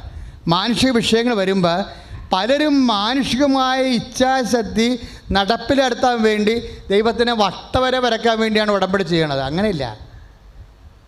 അങ്ങനെ വരുമ്പോഴുള്ള കുഴപ്പമെന്ന് വെച്ച് കഴിഞ്ഞാൽ, ഈ ഭൗതിക കാര്യങ്ങൾ 70 കൊല്ലം നിൽക്കണ കാരണം ദൈവം ആ കള പൊട്ടെന്ന് സംഭവം ചെയ്യുന്നത് വലിയ ആനക്കാര്യമൊന്നുമല്ല. പക്ഷേ നീയും ദൈവവും തമ്മിലുള്ള ബന്ധം തീർന്നിരിക്കും. ദൈവം എന്ന് പറയുന്നത് ബന്ധമാണ്. നമുക്ക് ദൈവത്തിൻ്റെ ബന്ധം എങ്ങനെയാണ് ഈശോ ഉണ്ടാക്കിയത്, എങ്ങനെ അമ്മ ഉണ്ടാക്കിയത്? ഇതാ കർത്താവിൻ്റെ ദാസ്. അങ്ങനെ ഇഷ്ടം, അങ്ങനെ വചനം പോലെ നിറവേറട്ടെ. വചനം നിറവേറ്റാമെന്ന് പറഞ്ഞാൽ ബന്ധം ഉണ്ടാക്കിയെടുത്തിരിക്കുന്നത്. വചനം നിറവേറ്റാനാണ് ബന്ധം ഉണ്ടാക്കിയിരിക്കുന്നത്. വചനം നിറവേറ്റാത്തോളം കാലം നമ്മളൊരു സൃഷ്ടാവും തമ്മിലുള്ള ബന്ധമായി മാറും. അത്രയേ ഉള്ളൂ. അതെപ്പോഴും നമ്മൾ ശ്രദ്ധിക്കണം ആ വിഷയം. കാര്യം ഒന്നും ഇപ്പോൾ ചില ആൾക്കാർ, ഞാൻ അകത്തിരുന്നിട്ട് ചിരിക്കുകയും ചെയ്യും. ചിലപ്പോൾ തോന്നും ഇങ്ങോട്ട് വന്നൊരു തൊഴിയും കൊടുക്കണം തോന്നും. എന്താ വെച്ച് കഴിഞ്ഞാൽ 5 കാര്യം നടന്നിട്ട് പിന്നെ അടുത്ത കാര്യം ആൾക്കാരോട് പറഞ്ഞുകൊണ്ടിരിക്കും, അടുത്ത കൂടി നടക്കാൻ വേണ്ടി പ്രാർത്ഥിക്കണേ എന്ന്. ഇങ്ങനെയൊക്കെയാണ് ചില ആൾക്കാർ സാക്ഷ്യം പറഞ്ഞ് അവസാനിപ്പിക്കണം. ഇത്രയും നടന്ന് ഇനി അടുത്ത സംഭവം കൂടി തമ്പുരാനെ വെച്ച് കൊടുത്ത് അടുത്ത കൂടി നടക്കാൻ വേണ്ടി നിങ്ങൾ പ്രാർത്ഥിക്കരുതെന്ന് പറഞ്ഞ് സുധാൻ പറഞ്ഞ് പോവുകയാണ്. അടുത്ത തിരഞ്ഞെടുപ്പിനും ജയിപ്പിച്ചേക്കണം പറഞ്ഞ ചില സ്ഥാനാർത്ഥികൾ പറയണ പോലെ. അപ്പം അങ്ങനെയൊന്നുമില്ല. നിങ്ങൾ തീരുമാനിക്കണം. സാക്ഷ്യം പറഞ്ഞ പ്രത്യേകിച്ച് നിങ്ങളെ ദൈവം അനുഗ്രഹിച്ചു. ഇനി നിങ്ങളാണ് ദൈവത്തെപ്പുറത്ത് ജനങ്ങളെ അനുഗ്രഹിക്കേണ്ടത്. നിങ്ങളെപ്പോലെ വേദനിക്കുന്ന ആൾക്കാരോട് കരുണ കാണിക്കണം. നിങ്ങളെപ്പോലെ വിഷമിക്കുന്ന ആൾക്കാർക്ക് നിങ്ങളുടെ സമ്പത്ത് ദാനം ചെയ്യണം. നിങ്ങളെപ്പോലെ വിഷമിക്കുന്ന ആൾ വരെ വീടില്ലാത്തവരുണ്ട്, സ്ഥലമില്ലാത്തവരുണ്ട്. അപ്പം നിങ്ങൾ വിചാരിക്കും ദൈവം അനുഗ്രഹിച്ചല്ലോ, ഇനി നമ്മളുടെ മാരുതിക്കാറ് മാറ്റാം, നമുക്ക് വേറെ ഒരു മേൽത്തരം കാറ് വാങ്ങിക്കാമെന്നാണ് വിചാരിച്ചെങ്കിൽ പിന്നെയും ഉടമ്പടി ചെയ്യേണ്ടി വരും. അപ്പം അതൊക്കെ നേരത്തെ അറിഞ്ഞിരിക്കണം. എല്ലാ പ്രാർത്ഥനയിലും ഭൗമിക കാര്യങ്ങൾ മാത്രം വെച്ചാൽ സ്വാഭാവികമായി കുറച്ച് കഴിയുമ്പോൾ നിന്നെ ദൈവം പത്രോസിനോട് പറയും, പുറകിൽ പോകാൻ പറയും. നിൻ്റെ ചിന്ത ദൈവികമല്ല, മാനുഷികമാണ്. സാത്താനെ എന്ന് വിളിക്കും. വല്ല കാര്യമുണ്ടോ? നല്ലപ്പോൾ വെറുതെ സാത്താനെന്ന് വിളിക്കാൻ. കൂടുതൽ മാനുഷിക കാര്യങ്ങൾ കയറ്റി വെച്ച് കഴിഞ്ഞാൽ ദൈവിക പൈതലായിട്ട് നീ മാറണില്ലെങ്കിൽ നീ കർത്താവിൻ്റെ പുറകിൽ പോകേണ്ടി വരും. കർത്താവിൻ്റെ പുറകിൽ പോകേണ്ടി. കാരണം ഈ പ്രാർത്ഥനയ്ക്കെന്ന് പറയുമ്പോഴേ ആദ്യം തന്നെ നമ്മളറിയണം, പ്രാർത്ഥന ദൈവം കേൾക്കണം. ബലി പോലും ദൈവം കേൾക്കത്തില്ല. ബലി പോലും പഴയ നിയമത്തിൽ ബലി അർപ്പിക്കാൻ നേരത്ത് പറയും, ആ കുഞ്ഞാടയ്ക്ക് ഊനമറ്റതായിരിക്കണം, എല്ലാ രണ്ട് കൊമ്പും ഉണ്ടാകണം, കോങ്കണ്ണും ഉണ്ടാകരുതെന്നൊക്കെ പറയും. ചട്ടും മുടന്തും ഉണ്ടാകരുത്, ഊനമറ്റ ബ്ലെയിംലെസ് ആയിരിക്കണമെന്ന് പറയും. ബലിക്കുള്ള കുഞ്ഞാട് ബ്ലെയിംലെസ് ആയിരിക്കണമെന്ന് പറയും. ഇപ്പം നമ്മളെ ലേവായ പുസ്തകമില്ലേ, 9:2 ബലിക്കുള്ള കുഞ്ഞാട് ബ്ലെയിംലെസ് ആയിരിക്കണം, ഊനമറ്റതായിരിക്കണം, കൊമ്പൊടിഞ്ഞതായിരിക്കരുത്, ചട്ടുകാലായിരിക്കരുത്, കോങ്കണ്ണം ഉണ്ടാകരുതെന്ന്. അതുകൊണ്ട് എന്താണ് ചെയ്തുകൊണ്ടിരുന്നത്? പുറത്തുനിന്ന് കൊണ്ടുവന്ന ആടിനെ ഒന്നും ദേവാലയത്തിൽ ബലിയർപ്പിക്കാൻ പുരോഹിതൻ സമ്മതിക്കത്തില്ല. നല്ല ലക്ഷണമൊത്ത 2 കൊമ്പുള്ള, നല്ല കണ്ണുള്ള, നല്ല കളറുള്ള, നല്ല ചട്ടുകാലില്ലാത്ത നല്ല ആടിനെ ഇവിടെ ദേവാലയത്തിൽ തന്നെ നിർത്തും. എന്നിട്ട് പറയും അതിൻ്റെ പൈസ അടച്ചാൽ മതി, നല്ല ആടിനെ കൊണ്ടുവരാൻ പറയും. പൈസ അടച്ച് കഴിയുമ്പോൾ നല്ല ആടിനെ സീൽ ചെയ്ത് കൊടുക്കും. ആ സീൽ ചെയ്ത ആടിനെ മാത്രമേ ദേവാലയത്തിൽ ബലി അർപ്പിക്കത്തുള്ളൂ. കർത്താവിനാണെങ്കിലും ആ രീതിയോട്, ആ പാരമ്പര്യത്തോടും താല്പര്യം തോന്നിയിട്ട് കർത്താവ് പറഞ്ഞു, ഞാനാണ് പിതാവായ ദൈവം സീൽ ചെയ്ത ആട്. യോഹന്നാൻ 6:27 പിതാവായ ദൈവം എന്നിൽ അംഗീകാരം മുദ്ര ചാർത്തിയിരിക്കണം എന്ന് ഈശോ പറഞ്ഞില്ലേ? ദൈവത്തിൻ്റെ കുഞ്ഞാടെന്ന് യോഹന്നാൻ 1:29 പറയുമ്പോൾ ദൈവത്തിൻ്റെ കുഞ്ഞാടെന്ന് പറഞ്ഞത് എങ്ങനെയാണ് ദൈവത്തിൻ്റെ കുഞ്ഞാടാണത്? ഈ ബലിയർപ്പിച്ചു കഴിഞ്ഞാൽ, ഈ ആടിനെ കൊണ്ട് ബലിയർപ്പിച്ച് ദൈവം ആ ബലി സ്വീകരിച്ചുകൊണ്ട് മനുഷ്യൻ്റെ പാപങ്ങൾ മോചിക്കുമെന്ന് ഉറപ്പുള്ളത് കൊണ്ട് കർത്താവ് പറഞ്ഞു, പിതാവായ ദൈവം, യോഹന്നാൻ 6:27 പിതാവായ ദൈവം എന്നിൽ അംഗീകാര മുദ്ര ചാർത്തിയിരിക്കണമെന്ന്. അത് ലേവായ 9:2 അനുസരിച്ച് കൊണ്ട് കർത്താവ് ഊനമറ്റവനായിരുന്നു. അതുകൊണ്ടാണ് നമ്മൾ അമ്മയുടെ അമലോത്ഭവം വരെ ഇതുകൊണ്ടാണ് എക്സ്പ്ലെയിൻ ചെയ്യണത്. അമ്മ ജനിക്കുമ്പോൾ ഉൽപ്പപാപമില്ല ജനിച്ച ആളല്ലേ. ഈ ലോകത്തിൻ്റെ പാപത്തിൽ നിന്ന് മോചിക്കാൻ വേണ്ടിയുള്ള ദൈവപുത്രന് ഗർഭം ധരിക്കേണ്ട ആള് ഈശോ പാപമില്ല ജനിച്ചതുപോലെ ഈശോയുടെ അമ്മയും പാപമില്ല ജനിക്കാൻ കാരണം ഹെബ്രായർ ഈ പറഞ്ഞിരിക്കുന്ന ലേവായർ 9:2 അതുപോലെ തന്നെ യോഹന്നാൻ 6:27 ബലിക്കുള്ള കുഞ്ഞാടും അതിനോട് ബന്ധപ്പെട്ട എല്ലാ വിഷയവും ആദ്യം മുതൽ തന്നെ ഊനമറ്റതായിരിക്കണം. അതുപോലെ നിൻ്റെ പ്രാർത്ഥനയും ബലി റിജക്റ്റ് ചെയ്യും. ഊനം വന്നു കഴിഞ്ഞാൽ അതിനെന്തെങ്കിലും ലെപ്പറിങ്ങ, എന്തെങ്കിലും ബ്ലൈൻഡ്, എന്തെങ്കിലും അംഗവൈകല്യങ്ങൾ, ആടിന് അംഗവൈകല്യങ്ങൾ വന്നു കഴിഞ്ഞാൽ ബലി ദൈവം റിജക്റ്റ് ആകും. കയൻ്റെ ബലി നിരസിച്ചില്ല ദൈവം, അതുപോലെ വരും. ഇതുപോലെ പ്രാർത്ഥനയും വരും. പ്രാർത്ഥനയും ദൈവതിരുസനെയും സമർപ്പിക്കുമ്പോൾ അത് ഊനമറ്റതായിരിക്കണം. ഊനമറ്റ പ്രാർത്ഥന, അതായത് അംഗവൈകല്യമില്ലാത്ത പ്രാർത്ഥന, ആ പ്രാർത്ഥന എങ്ങനെ പ്രാർത്ഥിക്കണമെന്ന് അറിയാൻ പാടില്ലാത്ത കൊണ്ട് പത്രോസ് 11:1 കർത്താവിനോട് പറഞ്ഞു, കർത്താവേ, ഊനമറ്റ പ്രാർത്ഥന പ്രാർത്ഥിക്കുവാൻ ഞങ്ങളെ പഠിപ്പിക്കണമെന്ന് പറഞ്ഞപ്പോൾ കർത്താവ് പറഞ്ഞു, ഊനമറ്റ പ്രാർത്ഥന ഇങ്ങനെയാണ്, അങ്ങയുടെ നാം പൂജിതമാകണമേ, അങ്ങയുടെ രാജ്യം വരണമേ, അങ്ങയുടെ തിരുമനസ്സ് സ്വർഗത്തിലെ പോലെ ഭൂമിയിലുമാണ് ദൈവ തിരുമനസ്സ്. അതാണ് കൊളോസ്യൻസ് 3:1 ഉന്നതങ്ങളിലെ കാര്യങ്ങൾ. അതാണ് കർത്താവ് നിക്കോദേമോസിനോട് പറയണത്. നീ ഇസ്രായേലിലെ റബ്ബിയല്ലേ, നിനക്ക് ഈ കാര്യങ്ങളൊന്നും മനസ്സിലാവത്തില്ലേ? ഉന്നതങ്ങളിൽ നിന്നുള്ളവർ ഉന്നതങ്ങളിലെ കാര്യങ്ങൾ അന്വേഷിക്കണമെന്ന് പറയും. ഭൗമിക കാര്യങ്ങൾ. അങ്ങനെ നിക്കോദേമോസിനെ കണ്ട കാലം മുതൽ കർത്താവ് ഇതിങ്ങനെ തിരിച്ച് പറയും. നമ്മുടെ പ്രാർത്ഥനകളിലെല്ലാം ഈ ഉന്നതങ്ങളിലെ കാര്യങ്ങൾ ചേർത്ത് പറഞ്ഞാൽ പ്രാർത്ഥന ഉടമ്പടി എളുപ്പമാകും. ആ ഭൗമിക കാര്യങ്ങൾ മാത്രം ഇതിലുള്ളെന്നുണ്ടെങ്കിൽ ചില ആൾക്കാരൊക്കെ 3 കോളങ്ങളൊക്കെ ഒപ്പിട്ടിട്ട് ഞാൻ ചോദിച്ച് ഒരു കാര്യം പോലും നടന്നില്ലല്ലോ ഇതിൻ്റെ അകത്തെന്ന് പറയുമ്പോൾ എന്താണ്? മൊത്തം ഭൗമികമാണ്. ആ ഉടമ്പടി ചെയ്ത ആൾ തന്നെ ഇപ്പോഴും ജീവിച്ചിരിക്കുന്നത്. ആ പഴയ പൗശന്യവും, ആ പഴയ വൈരാഗ്യവും, ആ പഴയ സൂചിവെപ്പും ഭാരവെപ്പും എല്ലാം പഴയ പരിപാടി, ആ പഴയ കലാപരിപാടികളെല്ലാം ഉണ്ട്. കോളങ്ങളൊക്കെ കിടക്കുന്ന ആൾക്കാർ ചിന്തിക്കണേ, ഇത് ഉടമ്പടിയാണ്. ഉടമ്പടി എന്ന് പറഞ്ഞ ഉന്നതങ്ങളിലെ കാര്യങ്ങളാണ്. ഉന്നതങ്ങളിലെ കാര്യങ്ങൾ നിൻ്റെ പ്രാർത്ഥനകൾക്ക് ഭൗമിക കാര്യങ്ങളെല്ലാം ഉന്നതങ്ങളിലെ കാര്യങ്ങളായിട്ട് ഓരോ ഉടമ്പടി പുതുക്കുക എന്ന് പറയുമ്പോൾ എന്താണ്? ഇതെങ്ങനെ എക്സസൈസ് നോക്കണ പോലെ, നോട്ട് ബുക്ക് നോക്കണ പോലെ നോക്കിവിടുന്ന കേസ് കേട്ടാണോ? അല്ല. ഉടമ്പടി പുതുക്കുന്നവർ ശ്രദ്ധിക്കുക, ഇവിടെ പുതുക്കാൻ വരുന്നവരും പുതുക്കി കൊടുക്കുന്നവർ ശ്രദ്ധിക്കുക. ഉദ്ദേശിക്കണത് എന്താണ്? ഉന്നതങ്ങളിലേക്ക് എന്തുമാത്രം നീ വളർന്നു, നിൻ്റെ ജീവിത നിലവാരങ്ങൾ, നിൻ്റെ മനോഭാവങ്ങൾ എല്ലാം കർത്താവിൻ്റെ തിരുമനസ്സിന് അനുപേക്ഷണീയമായിട്ട് നീ പുനഃക്രമീകരിച്ചിട്ടുണ്ടോ? എന്നാൽ ഇത് എളുപ്പമാണ് സംഭവം. എന്ന കാര്യത്തിൽ ഓരോ വിഷയവും എത്ര എളുപ്പം ചെയ്യാൻ പറ്റുമെന്ന് ദൈവത്തിന് അറിയാം. അത് എത്ര എളുപ്പം ചെയ്യാൻ പറ്റുമെന്നാണ് അച്ഛനിലൂടെ ഇപ്പോഴും ഈശോ നിന്നോട് സംസാരിക്കുന്നത്. പ്രാർത്ഥിക്കുക, കർത്താവ് ദൈവമേ, ഉടമ്പടി കാര്യങ്ങളെല്ലാം ഉന്നതങ്ങളിലെ കാര്യങ്ങളാകാൻ യേശുക്രിസ്തുവിന്റെ മനോഭാവം സ്വീകരിച്ചുകൊണ്ട് മാനസാന്തരത്തിന്റെ ഫലം പ്രകടിപ്പിച്ചുകൊണ്ട് ആത്മാവിന്റെ പരിശുദ്ധാത്മാവിന്റെ ഫലത്തിൽ വളർന്നുകൊണ്ട് സുവിശേഷത്തിന്റെ നിലവാരമുള്ള സാക്ഷികളായി മാറുവാൻ ഞങ്ങളെ അഭിഷേകം ചെയ്യണമേ. സന്തോഷത്തോടെ എഴുന്നേൽക്കുക. പരിശുദ്ധമ്മ പ്രത്യക്ഷപ്പെട്ട് അനേകായിരങ്ങളെ സാക്ഷികളാക്കി മാറ്റി. ഏറ്റവും സങ്കീർണമായ ആധുനിക ലോകത്തിലെ അതിസങ്കീർണമായ വിഷയങ്ങളുടെ പോലും കുരുക്കഴിച്ചുകൊണ്ട് നിന്നെ വിടുവിക്കുന്ന ആരാധനാ സന്നിധാനത്തിലാണ് നിന്നെ കർത്താവ് വിളിച്ചിരിക്കുന്നത്. പലരും ഉടമ്പടി ചെയ്തവർ വന്ന്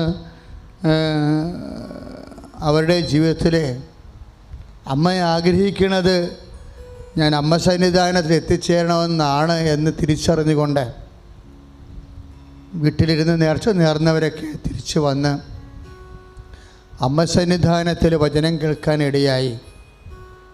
അവരെ അനുഗ്രഹിച്ചതുപോലെ അനേകായിരങ്ങളെ അമ്മ അനുഗ്രഹിക്കുന്നുണ്ട്. നമുക്ക് ഉടമ്പടിക്കാലം വലിയ ദൈവസ്നേഹത്തിൻ്റെയും സുവിശേഷ സാക്ഷീകരണത്തിൻ്റെയും കാലമാണ്. ഇപ്പോഴച്ഛൻ പ്രാർത്ഥിക്കാൻ പോകുന്നത് സ്ഥാവര ജംഗമ മേഖലകളിലും ഭൗതിക സാഹചര്യങ്ങളിലും കുരുങ്ങുന്ന മക്കൾ, വഴിയില്ലാത്തവർ, വീടില്ലാത്തവർ, സ്ഥലമില്ലാത്തവർ, സർവീസ് പ്രോബ്ലം, അതുപോലെ തന്നെ ജോലി കാര്യങ്ങളുടെ തടസ്സങ്ങൾ, ജോലിയില്ലാത്തവർ, സാമ്പത്തികമായ ബാധ്യതകളുള്ളവർ, കൊടിയ ബാധ്യതകളുള്ളവർ, വരുമാന മാർഗമില്ലാത്തവർ, കുടുംബത്തിൽ സമാധാനം ഇല്ലാത്തവർ, വഴക്കും കേസും കള്ളക്കേസും ഒക്കെ അകപ്പെട്ട് വല്ലാണ്ട് വേദനിക്കുന്നവർക്ക് വേണ്ടിയാണ് ഇപ്പോൾ പ്രാർത്ഥിക്കുന്നത്. അമ്മ മാതാവ് ഈ പ്രാർത്ഥനകൾ ഇപ്പം തന്നെ ഈശോവിനെ ഏൽപ്പിച്ച് നിങ്ങളെ വിടുവിക്കുന്ന സ്വർഗീയ നിമിഷമാണ്. അച്ഛനിൽ നിന്ന് കേട്ട വചനങ്ങൾ പോലെ ജീവിക്കാമെന്ന് മനസ്സിൽ തീരുമാനമെടുക്കുക. സ്തുതിക്കട്ടെ. Hallelujah, hallelujah, hallelujah, hallelujah, hallelujah, hallelujah. Yesu കർത്താവേ, അച്ഛൻ വഴിയായി ലഭിച്ച എല്ലാ വചനങ്ങളും അനുസരിച്ചുകൊണ്ട് ജീവിക്കുവാനായിട്ട് കർത്താവേ ശക്തി ഞങ്ങൾക്ക് നൽകണം കർത്താവേ. Hallelujah, hallelujah, hallelujah, hallelujah. ഉച്ചത്തിൽ ചുരുക്കട്ടെ. കർത്താവ് പറഞ്ഞ വചനങ്ങൾ ഹൃദയത്തിൽ പതിപ്പിക്കട്ടെ. നല്ലവനായ ഈശോയെ,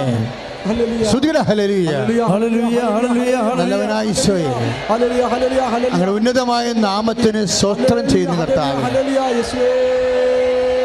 കർത്താവേ, മക്കളെ സ്പർശിക്കണമേ കർത്താവേ. കർത്താവേ, വരുമാന മാർഗമില്ലാത്തവരെ, ഈശോ ജോലിയില്ലാത്തവരെ, സാമ്പത്തികമായ ബാധ്യതയുള്ളവരെ, ഈശോ മാരക രോഗികളെ കർത്താവെ സ്പർശിക്കണമേ. ഈശോ പഠിക്കാൻ പറ്റാത്തവരെ, പരീക്ഷയ്ക്ക് മാർക്ക് കുറഞ്ഞു പോകുന്നവരെ, മനസ്സ് ഉറപ്പിക്കാൻ പറ്റാത്തവരെ, മനസ്സ് പഠിക്കുന്ന ഓർത്തിരിക്കാത്തവരെ കർത്താവെ അങ്ങനെ തിരുസഭ പ്രാർത്ഥിക്കുന്നു. ദൈവത്തിൻ്റെ ശക്തിയുടെ ഹല്ലേലൂയ. യേശു ചോദ്യം ഹല്ലേലൂയ, ഹല്ലേലൂയ.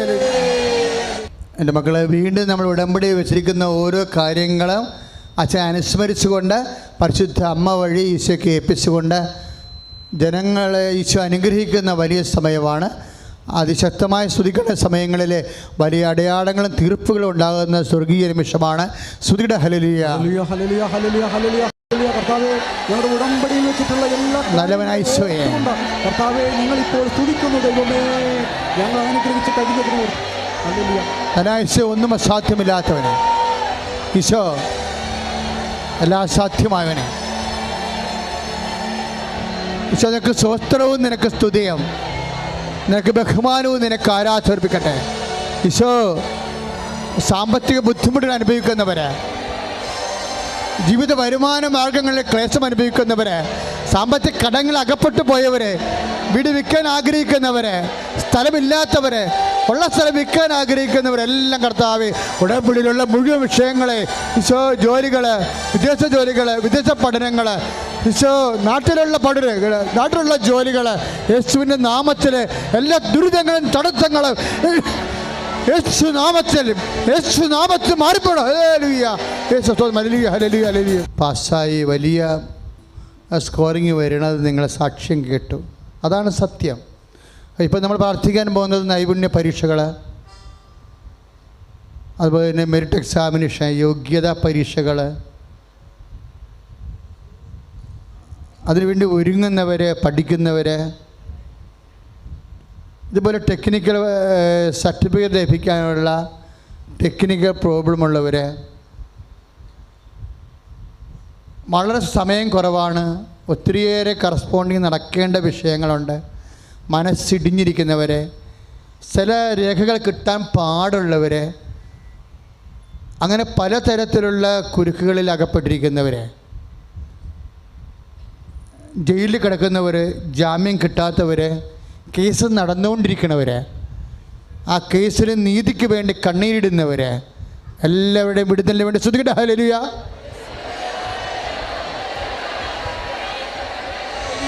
യേശുവേ സ്തോത്രം കർത്താവേ, നന്ദി കർത്താവേ.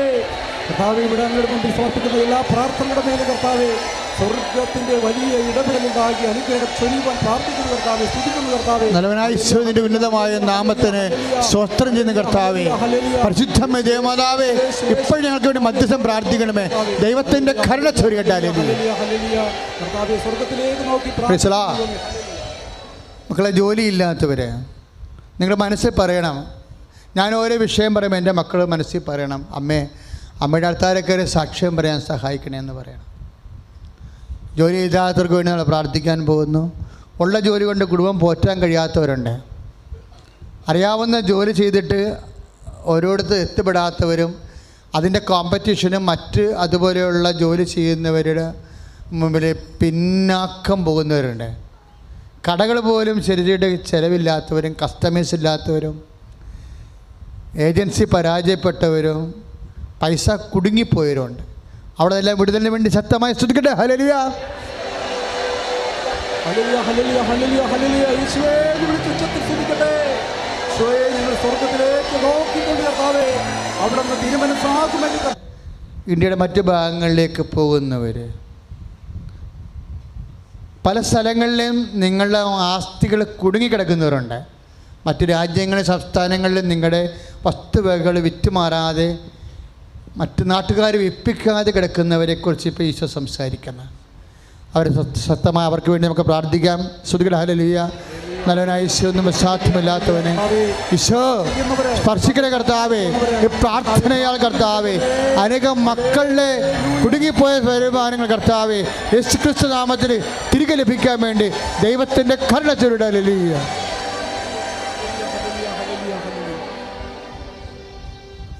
നിങ്ങളിത് സാക്ഷ്യം പറയണം. ഇപ്പോഴും കിട്ടിയ എല്ലാ അനുഗ്രഹങ്ങളുമുണ്ട്.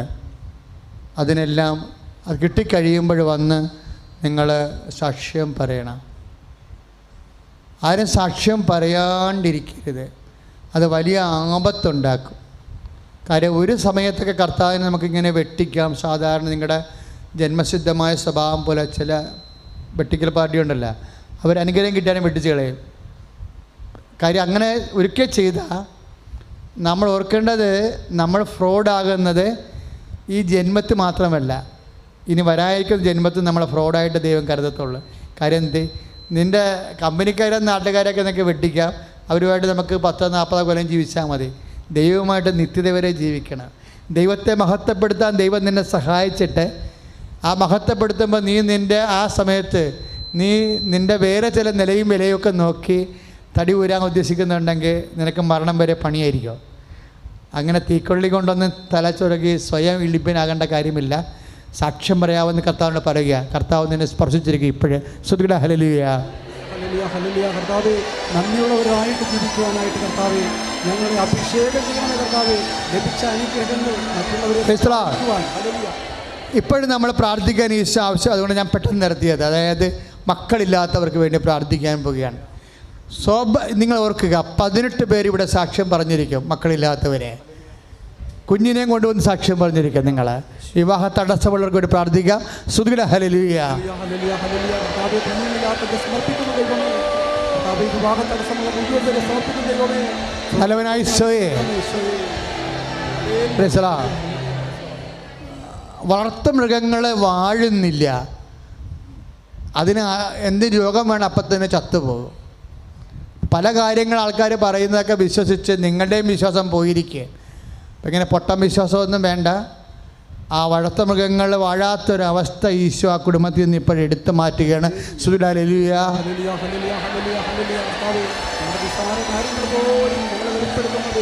Praise the Lord. വൈവാഹികമായ കൺഫ്യൂഷൻസ് നിങ്ങൾക്കറിയാലോ. ഉടമ്പടി വന്നപ്പോൾ ഇപ്പോൾ 42 വയസ്സുകാരൊക്കെ കല്യാണം കഴിക്കുന്നുണ്ട്. 22 വർഷം മക്കളില്ലാത്തവർ വന്ന് കുഞ്ഞുങ്ങളെയും കൊണ്ട് സാക്ഷ്യം പറയുന്നുണ്ട്. അപ്പം അമ്മ അതൊക്കെ സീരിയസ് ആയിട്ട് എടുക്കണമെന്ന് എൻ്റെ അർത്ഥം. ആ ഫയലെല്ലാം ക്ലോസ് ചെയ്താണ് അവരെ. 42 വയസ്സുകാർ 35 കഴിഞ്ഞപ്പോൾ തന്നെ കല്യാണം ഇനി കഴിക്കാനുണ്ടാകത്തില്ല, ഈ ജന്മത്തിൽ കല്യാണം ഇല്ലെന്ന് പറഞ്ഞ് ഫയൽ ക്ലോസ് ചെയ്താൽ അമ്മ ആ സ്ഥാനമെല്ലാം തിരിച്ചെടുക്കുന്നുണ്ട്. 22 വയസ്സുകാർ 22 വർഷമായിട്ട് കുഞ്ഞുങ്ങളില്ലാത്തവരെങ്ങനെയാണ് കുഞ്ഞിനെ കൊണ്ട് സാക്ഷ്യം പറയണത്? 22 വർഷം കുഞ്ഞ് എവിടെയായിരുന്നു? അപ്പോൾ അവർക്ക് കുഞ്ഞ് കിട്ടാത്തതാണ്. പക്ഷേ അമ്മ അതെടുത്ത് അങ്ങനെ വലിയ കാര്യങ്ങൾ നടക്കുക. അതുകൊണ്ട് നിങ്ങളിവിടെ നിൽക്കുമ്പോൾ ഓർക്കുക, അച്ഛൻ്റെ ആ വിഷയം അമ്മ ഉന്നയിച്ചിട്ടുണ്ടെങ്കിൽ നിങ്ങളെ ജീവിത പങ്കാളിയെ നൽകിയും കുഞ്ഞിനെ നൽകിയും കർത്താവ് നിങ്ങളെ അനുഗ്രഹിക്കും. ഞാൻ വീടില്ലാത്തവർക്ക് വേണ്ടിയും സ്ഥലമില്ലാത്തവർക്ക് വേണ്ടിയും കടം മാറാൻ ഒന്നും വിൽക്കാൻ പോലും ഇല്ലാത്തവർക്ക് വേണ്ടി പ്രാർത്ഥിക്കാൻ പോവുകയാണ്. സ്തുതിയുടെ ഹല്ലേലൂയ. നല്ലവനായ ഈശോ സ്പർശിക്കണമേ കർത്താവേ. ഭവനരഹിതരെ, വീടില്ലാത്തവരെ, ഭവനരഹിതരെ കണ്ണീരോടെ പ്രാർത്ഥിക്കുന്നു. ഈശോ സ്പർശിക്കണം കർത്താവേ. ക്രിസ്തു ഉന്നതമായ നാമത്തിൽ ഭവനരാഹിത്യങ്ങള്, മക്കളില്ലാത്തവരെ ഈശോയുടെ നാമത്തിൽ എല്ലാ തടസ്സങ്ങളും മാറിപ്പോട്ടെ. ഹല്ലേലൂയ. നേരത്തെ ഉയർത്തിപ്പിടിക്കുക. സ്തുതിയുടെ hallelujah. Lord Jesus Christ, pour out His Spirit, the fire purifier, soak with the precious, and with the authority of the Catholic Church, with the power of Jesus Christ,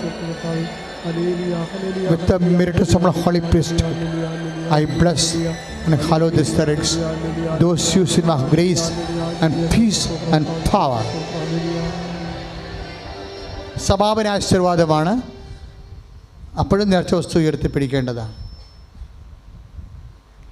നിങ്ങളുടെ സ്വർണം, ആഭരണങ്ങളെല്ലാം, പേഴ്സെല്ലാം സ്വന്തമായി വളരെ കരുതലോടെ സൂക്ഷിക്കണം. നഷ്ടപ്പെടാനിടയാക്കരുത്.